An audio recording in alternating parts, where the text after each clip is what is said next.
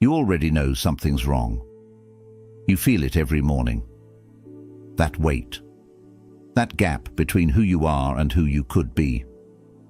You've tried courses, books, routines, motivation. But nothing sticks. Because you're trying to renovate a house built on a broken foundation. You can't upgrade your way out of an identity that was never yours to begin with.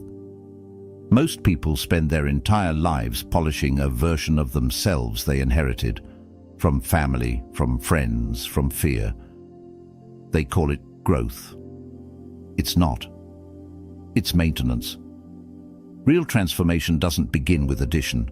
It begins with destruction. You have to burn the old you down completely. No safety nets, no backup plans, no one holding your hand. This isn't about becoming a better version of yourself. It's about becoming someone entirely different. The Stoics understood this. Marcus Aurelius rewrote himself in the middle of war. Epictetus rebuilt his mind while enslaved. Seneca found clarity in exile. They didn't improve. They died and rose again. And that's what this is. A death, a void, a rebirth. It's not comfortable, it's not fast, and you'll walk most of it alone. But if you're ready to stop pretending and start becoming, then listen closely. Because what comes next will either save you or scare you away. And both are exactly what should happen. Comment "No excuses, no retreat" below if you're serious about walking this path. Make it public, make it real. Let's start with the truth nobody wants to hear. The person you are right now is probably your biggest problem. Not your circumstances, not your job, not your relationships, you. And I don't mean that harshly, I mean it clearly. Because the version of you that exists today was built under conditions that no longer serve you. You were shaped by people who didn't know better, environments that rewarded comfort over courage, and a culture that taught you to fit in instead of stand apart. You absorbed their beliefs, their fears, their limitations, and over time you started calling those things you. But they're not. They're just patterns. And patterns can be broken. Here's what Marcus Aurelius wrote in his private journal, alone on a battlefield. You have power over your mind, not outside events. Realize this, and you will find strength. Notice what he didn't say. He didn't say you have power over your past. He didn't say you can control what happened to you, or who hurt you, or what you lost. He said you have power over your mind, and your mind is where your identity lives. That's the first fire you need to light. The stories you've been telling yourself about who you are, what you're capable of, and what you deserve, they need to burn. You've been holding on to a version of yourself that feels safe because it's familiar. Even if it makes you miserable, at least you know it. At least you can predict it, and prediction feels like control. But it's not control, it's a cage. The Stoics called this attachment. We attach to outcomes we can't control, to people who can't save us, to identities we've outgrown, and we suffer because we refuse to let go. Epictetus put it plainly. There is only one way to happiness, and that is to cease worrying about things which are beyond the power of our will. So ask yourself, what are you still clinging to that you have no power over? Maybe it's the approval of people who don't understand you. Maybe it's the comfort of routines that numb you instead of challenge you. Maybe it's the belief that you're too old, too damaged, too late to start over. Whatever it is, it has to go. Not eventually, not when you feel ready, now. Because here's the paradox, you'll never feel ready to let go of the old you. That version of you will fight for survival. It'll give you every excuse, every rationalization, every fear-based reason to stay small. And if you listen, you'll stay stuck. The burning isn't a single moment. It's a decision you make over and over again. It's waking up and choosing discomfort over distraction. It's walking away from people who pull you backward. It's deleting the apps, ending the conversations, and closing the doors that keep you tethered to a life you've already outgrown. Seneca warned about this. He said, "Associate with people who are likely to improve you. Not people who keep you comfortable, not people who validate your excuses, people who improve you." And sometimes that means walking away from everyone. Let me be direct. If the 5 people you spend the most time with aren't challenging you, inspiring you, or holding you to a higher standard, then they're anchoring you to mediocrity. And you need to leave. Not because they're bad people, but because you're trying to become someone they'll never understand. That's the hardest part of the burning. It's not just habits and distractions. It's people, relationships, history, shared memories. But if those connections are built around the old you, they'll resist the new you, and you'll have to choose. Most people choose familiarity. They choose to be liked over being free. They choose to fit in over standing alone. And they stay stuck. You can't do that anymore. Because transformation isn't about addition, it's about subtraction. It's stripping away everything that isn't truly you until all that's left is the raw, unfiltered core. And that core, it's stronger than you think. Marcus Aurelius wrote, "Waste no more time arguing about what a good man should be. Be one." Stop debating, stop planning, stop waiting for permission. Burn the bridges. Burn the excuses, burn the old identity, and walk into the fire with your eyes open. After the burning comes the void. This is the part nobody warns you about. The silence, the emptiness, the terrifying realization that you're standing alone in a space where nothing is familiar and no one is coming to save you. This is where most people turn back. They panic. They reach for their phone. They text the ex. They rejoin the group chat. They fill the silence with noise because silence forces you to confront yourself. And most people aren't ready for that. But you have to be. Because solitude isn't the enemy. It's the forge. It's where transformation actually happens. Not in the motivational video, not in the crowded gym, not in the group that cheers you on while secretly hoping you stay at their level. Solitude is where you meet the real you, the one beneath the performance, beneath the mask, beneath the version you present to the world because you think that's what people want to see. And here's the truth, that real you is probably uncomfortable, probably messy, probably carrying wounds you've been ignoring for years. But it's also powerful, and you'll never access that power until you're willing to sit alone with yourself and listen. Epictetus understood this. He was born a slave, physically disabled, owned by another human being, and yet he became one of the greatest philosophers in history. How? He mastered himself. He wrote, "No man is free who is not master of himself." Think about that.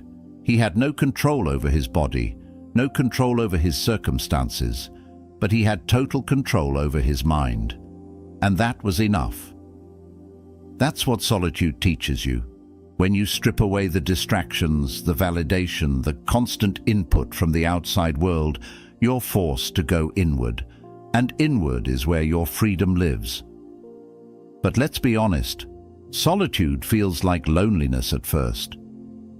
There's a difference, though. Loneliness is the ache of wanting connection you don't have. Solitude is the choice to be alone because you know that's where the work happens. Loneliness is reactive. Solitude is intentional. And if you're serious about rebuilding yourself, solitude is non-negotiable. You need space, space to think, space to feel, space to unlearn the lies you've been telling yourself and rewrite the narrative. You can't do that in a crowded room. You can't do that while trying to please people who still see you as the person you used to be. This is why outgrowing people is so painful, and why it's so necessary. There are people in your life right now who love the old you. Not because they're bad people, but because the old you made them feel safe. The old you didn't challenge them. The old you stayed small so they didn't have to confront their own stagnation. And when you start to change, they'll resist. They'll call it selfish. They'll say you've changed, and they'll mean it as an insult. They'll try to pull you back into the patterns and conversations and dynamics that keep everyone stuck. And you'll have to walk away. Not with anger, not with bitterness, but with clarity.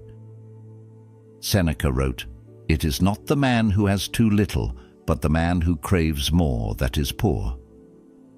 You're not poor because you walk alone. You're poor if you stay in relationships that drain you just to avoid the discomfort of solitude. So you let go. You outgrow. You break the emotional cycles that kept you repeating the same patterns with different people. And yes, it hurts. It hurts to watch people you care about stay in the same place while you move forward. It hurts to realize that some relationships were built on a version of you that no longer exists. But that pain is the price of freedom. And here's what nobody tells you. The void gets easier. At first, you'll panic. You'll question everything. You'll wonder if you made a mistake. You'll be tempted to go back. But if you stay in the void long enough, something shifts. You start to enjoy the silence. You start to trust yourself. You start to realize that you don't need constant validation or approval or company to feel whole. You start to become self-sufficient. And that's when the real power kicks in. The Stoics practiced voluntary discomfort for this exact reason. They deliberately put themselves in difficult situations, fasting, cold exposure, sleeping on the floor, not because they were masochists, but because they understood that discomfort builds resilience. Marcus Aurelius wrote, "The impediment to action advances action. What stands in the way becomes the way." Translation: the thing you're avoiding is the thing you need most. The discomfort of solitude, the pain of letting go, the fear of walking alone. Those aren't obstacles, they're the path. So stop running from the void. Stop filling it with distractions and noise and people who don't understand what you're trying to build. Sit in it. Feel it. Let it reshape you. Because on the other side of the void isn't emptiness. It's clarity. It's strength. It's you, unfiltered, unbroken, and ready to build something real. Now we build. You've burned the old identity. You've walked through the void. You've sat with yourself in silence and come out the other side. Now comes the hardest part, sustaining it. Because here's the truth most self-help content won't tell you. Motivation is a lie. It feels good. It gets you started. It gives you that rush of possibility when you're watching a video at 2 in the morning, convinced that tomorrow is the day everything changes. But motivation fades, always. You wake up tired, you have a bad day, someone criticizes you, you don't see results fast enough, and suddenly that fire you felt, gone. This is where most people quit. They mistake the absence of motivation for the absence of progress. They think if they don't feel like doing the work, it doesn't count. But that's backwards. The work counts most when you don't feel like doing it. That's when discipline takes over, and discipline is the only thing that lasts. Epictetus said it clearly: first say to yourself what you would be, and then do what you have to do. Not what you feel like doing, what you have to do. Because the new you isn't built on inspiration, it's built on repetition.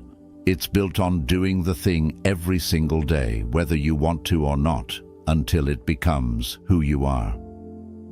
Let me break this down practically.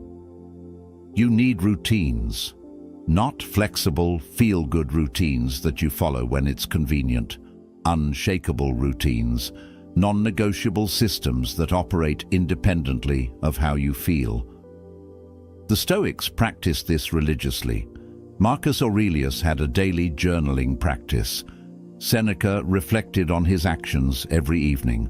Epictetus taught his students to examine their thoughts and reactions constantly. They didn't do this because it felt good. They did it because it worked. Repetition programs the mind. Every time you choose discipline over comfort, you're reinforcing a new neural pathway. You're training your brain to default to strength instead of weakness. And over time, that becomes automatic. You don't wake up and debate whether to work out. You just do it. You don't negotiate with yourself about whether to stay focused. You eliminate the option to quit. This is how identity shifts, not through big dramatic moments, through small, boring, repeated actions that compound over time. James Clear didn't invent this idea, but he articulated it well. You don't rise to the level of your goals, you fall to the level of your systems. Your goals mean nothing if your daily systems are weak. So, build strong systems. Wake up at the same time every day, no exceptions. Train your body even when you don't want to. Read, write, create, reflect. Do the hard thing first before your mind has time to talk you out of it. And here's the key: emotional control. Most people think emotional control means suppressing your feelings. It doesn't. It means not letting your feelings control your actions. You can feel tired and still train. You can feel anxious and still create. You can feel lonely and still choose solitude over distraction. The Stoics practiced something called premeditatio malorum, negative visualization. They imagined the worst-case scenario in advance so they wouldn't be blindsided by it. Seneca would imagine losing his wealth, his status, his health, not to be pessimistic, but to build resilience. Because when you've already mentally prepared for the pain, it loses its power over you. You can do the same thing. Before you start your day, visualize the obstacles. Visualize the moment you'll want to quit. Visualize the excuse your mind will offer. And then decide in advance how you'll respond. This is mental rehearsal, and it works. When the moment comes, and it will, you won't be caught off guard. You'll recognize it, and you'll act according to the person you're becoming, not the person you used to be. Now let's talk about work ethic. Work ethic isn't about grinding yourself into dust. It's not about hustle culture or toxic productivity. It's about showing up for yourself with the same intensity you'd show up for someone you respect. Because right now you're rebuilding, and rebuilding requires energy, focus, commitment. You can't afford to half-ass this. You can't afford to check out mentally while you're still physically present. You can't afford to waste hours scrolling, numbing, avoiding. Every hour you waste is an hour the old you wins. So treat your work, whatever that work is, like it matters, because it does. Seneca wrote, "It is not that we have a short time to live, but that we waste a lot of it." You don't need more time. You need to stop wasting the time you have. Build routines that protect your energy, eliminate distractions, create environments that make discipline easier and weakness harder. And most importantly, turn pain into power. Every moment of discomfort is data. Every failure is feedback. Every setback is a test of whether you're serious. The old you would have quit by now. The new you doesn't even consider it. Marcus Aurelius said, "The impediment to action advances action. What stands in the way becomes the way." Stop seeing obstacles as reasons to quit. See them as confirmation that you're on the right path. Because easy paths don't build strong people. Hard paths do. So embrace the grind, embrace the repetition, embrace the days when nobody's watching and nothing feels exciting. Those are the days that count most. So here you are. You've destroyed the old you. You've walked alone through the void. You've built discipline into your bones and made discomfort your teacher. And somewhere along the way, without even noticing, you became someone different. Not better, different. You don't need validation the way you used to. You don't panic in silence anymore. You don't reach for distractions when life gets hard. You've learned to sit with yourself, to trust yourself, to rely on yourself. That's the rising. But let me be clear about something. This isn't a destination. You don't arrive at a finish line and declare yourself rebuilt. The new you is a practice, a commitment, a choice you make every single day. Because the old you, it's still there, waiting, whispering, offering you the comfort of regression whenever things get difficult. And you'll be tempted. There will be days when you want to go back, days when discipline feels too hard, and solitude feels too lonely, and the path ahead feels too long. But you won't go back. Because you know too much now. You've seen what's possible when you take full responsibility for who you become. You've felt the power of living according to your own standards instead of someone else's. And you can't unsee that.